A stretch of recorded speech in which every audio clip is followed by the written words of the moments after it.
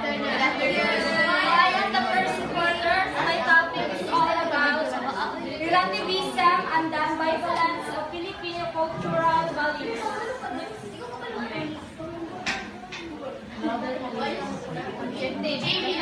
Objectives discuss the theory of critical relativism. Identify and explain the arguments for the agents. Recognize the role that culture plays in moral behavior and development. Situate the theory of ethical relativism in the context of Filipino cultural traits and values.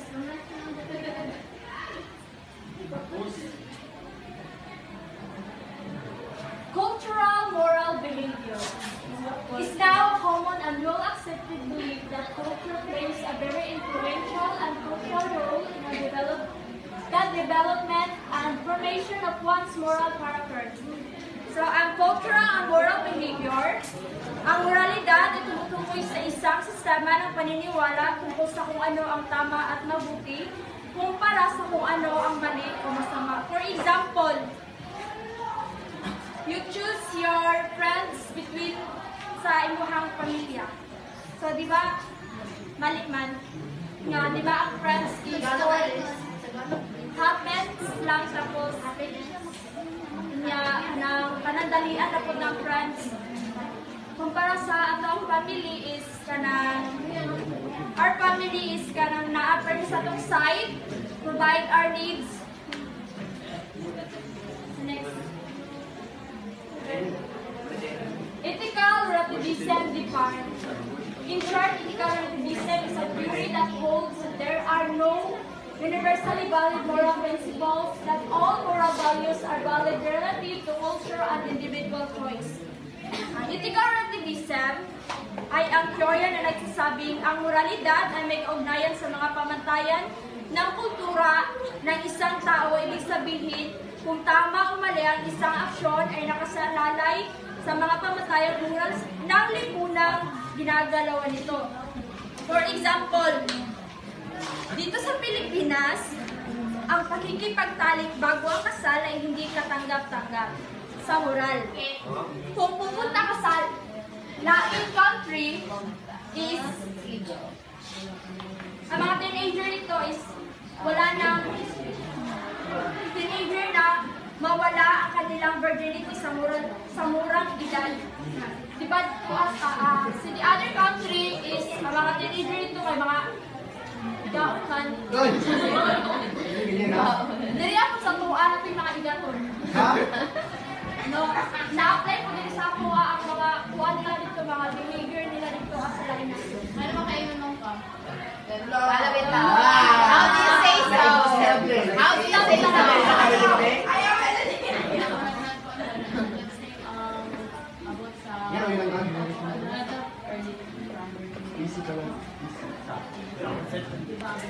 Ang next is abortion or magpalaglag ng bata. Sa ibang lugar, is okay lang sa kanila na magpalaglag.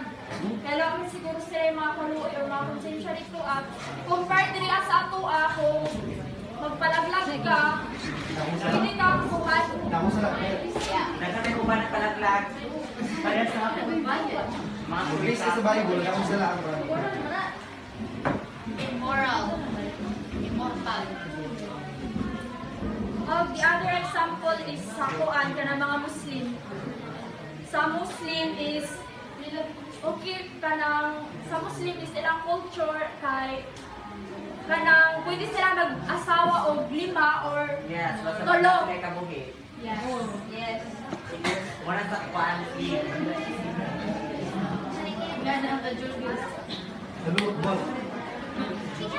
Again, good afternoon everyone, especially to you ma'am, good afternoon.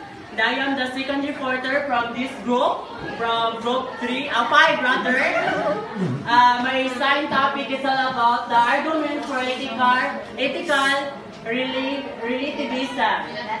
Relativism. So, in your own opinion, what is relativism? Okay, based on my research, according to CC, relativism determines us that different societies have different moral beliefs and that are beliefs and deeply influenced by culture. So for example is relativism daw is naay mga kalain-lain nga mga unsapani. Mga culture or mga society. For example, sa culture is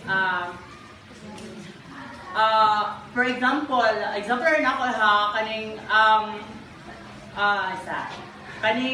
sa mga religious ba yun siya? Sa Katoliko o sa born again, di ba lahi-lahi na silang mga beliefs, tama ba? Yes.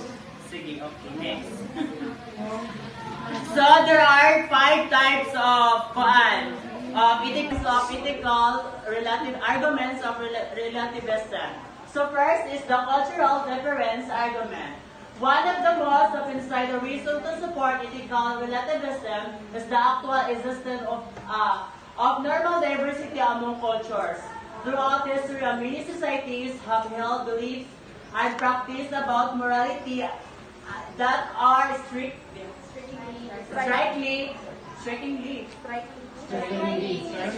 different from our own.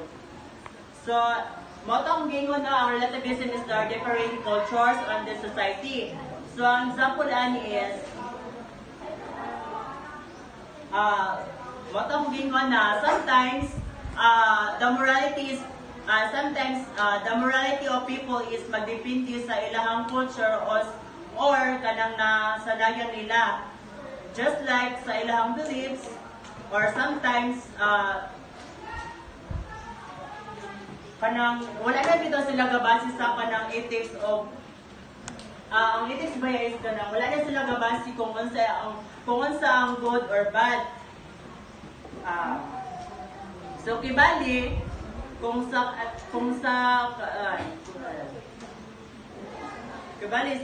sa ilahang society is kanang ilahang ginagawa bitaw nga tama ay kanang ginagawa nila sa halimbawa sa Philippines is natay gibuhat nga tama pero sa ubang countries mali na ito siya. So man na ang difference sa societies. So first,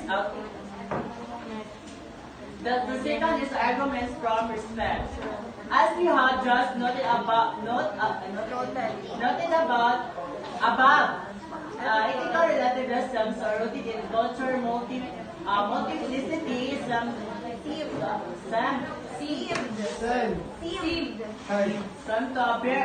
to be a very appealing to a good member of people, especially among the youth of today.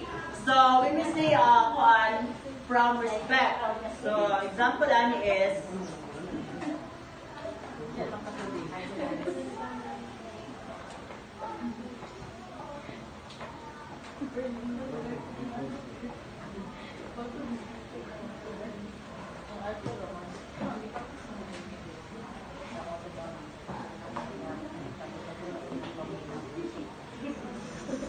so ang number 2 is kanang considered siya as a wrong or right is magdepende po siya sa culture or society.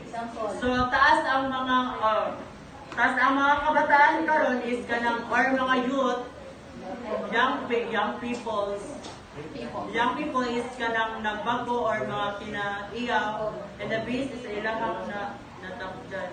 Another example sa respect.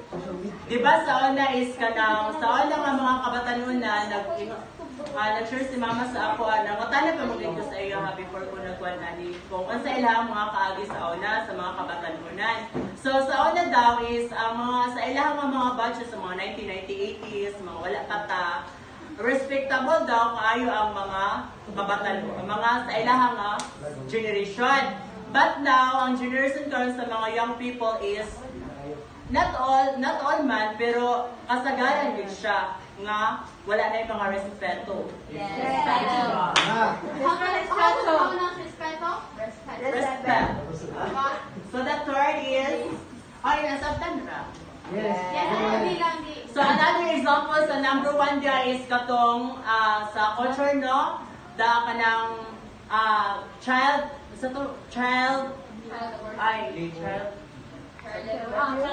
labor. So no, child labor. Child labor. So, halimbawa sa ato as this Philippines is ang mga kabatanunan sa ilahang family is pwede ra manarbaho para makatabang sa family. But in the other country is ginapreso nila ang ginikanan nga ang ilang mga child or ilang mga anak ay gipatrabaho kay gamay pa. So, tulo. That is the psychological argument. This argument is under its competence is the objectivity of ethics by making us aware of the non-rational ways in the individual. Among psychological, there is the considerable agreement about how this happened. So another example sa ani is kanang it's talk about sa ato ang personal feelings. So feelings or beliefs or tinuohan man no. So mo na ginatungkuan. Experience nga maka-influence sa ethical situation. This means nga kitang mga tao is lahi-lahi nga mga opinion kung unsay tama or mali. So base sa atong own perspective. So it's suggesting that we should be aware of how our personal basis might after our ethical judgment. So Marata, that's all. Any clarification or question? None so far. Thank you. Good afternoon, everyone. I'm the third reporter. So the fourth argument is the conformity argument. So some people support it because they relatively said because they believe that individuals should follow the ethical code of their society or culture. So what do you mean by conformity? So it means that in correspondence in form or manner. So like, for example, in many cultures, honesty is considered a fundamental value. People conform to this norm by being truthful in their interactions and relationships. So, mo-support dyan ang tao sa aning klase nga kind of ethical relativism, being honesty because considered man siya as a fundamental value. Like, people do need to confirm this kind of norm, like, especially by being truthful in their interaction and in relationship.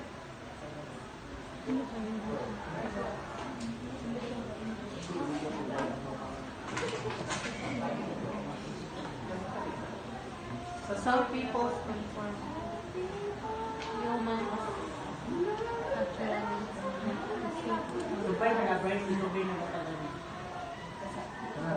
grabe naman.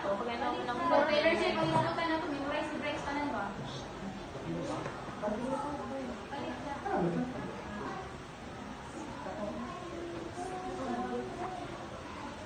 So they think it's important to conform to these standards because they see it as their responsibilities. For example,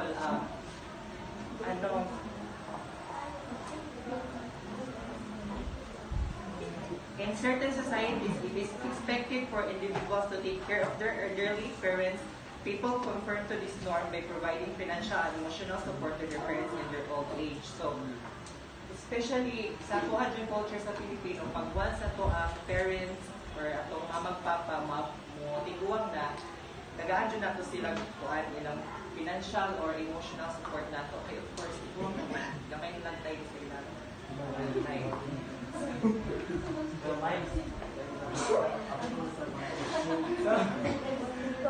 Humans naturally tend to fit and follow the accepted ethical norms of their group. So, they naturally tend to fit and follow the accepted ethical norms of their group because depende dyan na sa inyong norms, sa inyong cultural, kung mali siya or dili. Okay, kung hindi ka mo follow silang accepted norm of their groups, it's like, kung mali siya, hindi dyan ka mo follow, pero kung tama siya, kung follow dyan ka silang ethical norms, then cultural relativism encourages people to accept their own societal norms. Cultural, so it means, so For example, in some cultures, it is customary to remove one's shoes before entering someone's home as a sign of respect. People conform to this practice to show adherence to their cultural norms. So, ilang kay sa Philippines siya nga culture na apod sa Japan nga pag once musulod jud ka og balay, ibilin jud nimo na yung sapatos kay of course mugaw biya na. So, nagyan po na siya nga bilin, di ba? So, mo na siya example sa kaning cultural activism. Then, last one in conformity is this belief helps create common moral understandings within a culture where diverse ideas and perspectives are valued. So, example, in a multicultural society, people from different culture backgrounds come together and share their perspective on various ethical issues. This diversity of ideas enriches the moral discourse within the society. So, for example, sa society nga, daghan dito kayo cultural norms, and they mag-isa na sila, and then di kan kuan kanang ilang own side sila cultural na murag same ra bisan sa ilahan din. Tungod ana makahimo siya unity na okay mo din yung mga moral na ginabuhat nga mag-amin permi, so mura dito makahimo siya unity sa mga tao. Then the last one is the probability. The last one is the probability argument. Ethical relativism suggests that moral disputes exist among groups and individuals, supporting the idea that there is no universally valid moral standard. So, example, different cultures have varying views on the consumption of certain animals. Some cultures consider it acceptable to eat dogs, while others believe it is morally wrong. So, nadyo in cultures nga na ang butang or nakatry na ko this experience na ko nga kada bitong nasa mong family member nga mukhaon julog ka ng dog meat ka kanang patay jud mo pa nga kauno.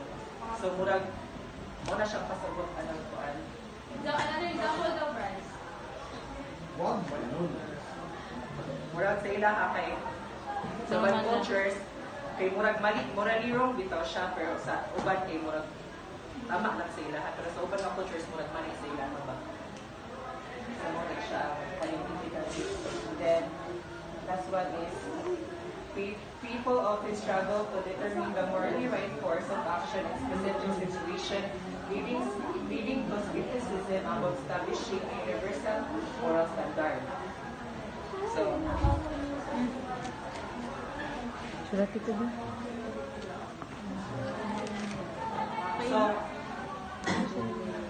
mag-isod yun ang tao kung determine kung ang ilang buhat na action is kung kuhan ba siya morally right or morally wrong.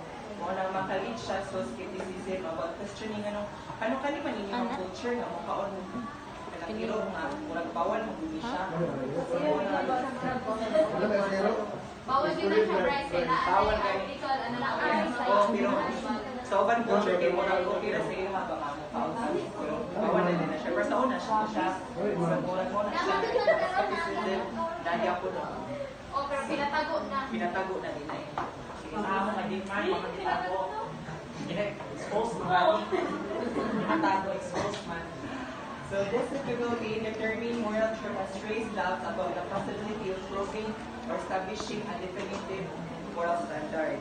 Example, the debate surrounding the ethics of capital punishment shows the challenges establishing a universal absolute moral standard. Different individuals and societies hold divergent opinions on the morality of different penalties. So it means like same na nagkapon siya sa isa nga ang death penalty is kuan sila kakanang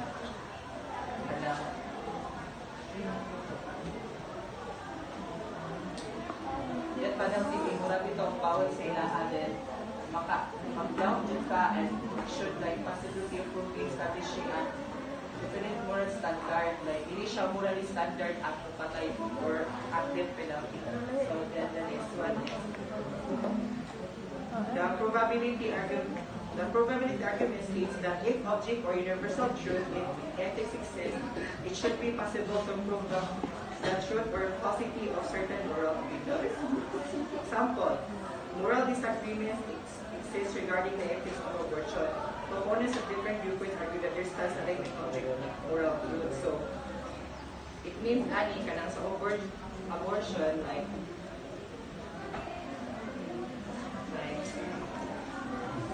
dagan dyan hindi disagree ana nga one kind of culture, like hindi na siya one food morally right food siya ba, pero rin sa uban. And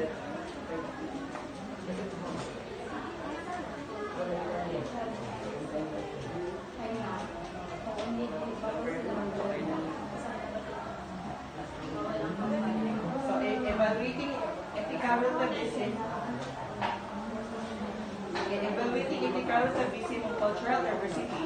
Cultural diversity leads to the belief that morally right food siya ba, pero rin sa uban. And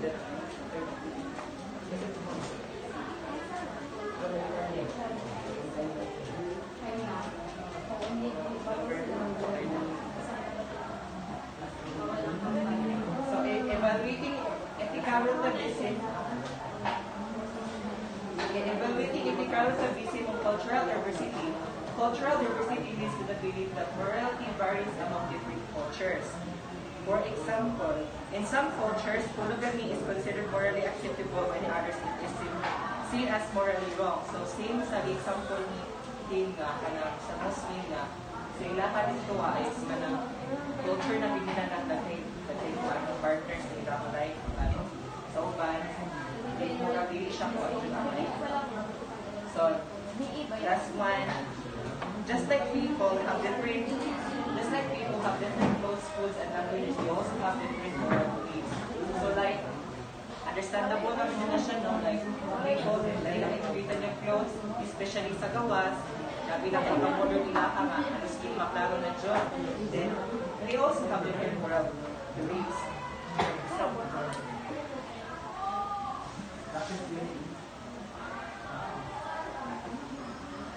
Example, in some cultures, honesty is highly valued and lying is considered morally wrong. In contrast, in certain situations, lying may be seen as morally justifiable in other cultures. So, umuban kung mga ka, kay murag mali siya, pero sa urban culture, murag justifiable na siya ba? Sa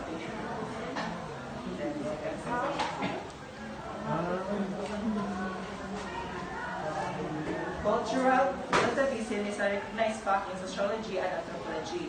So, anthropologists study different cultures and recognize that moral beliefs and practices vary across societies. So, depende yun na society kung sa ilang mga moral beliefs and practices.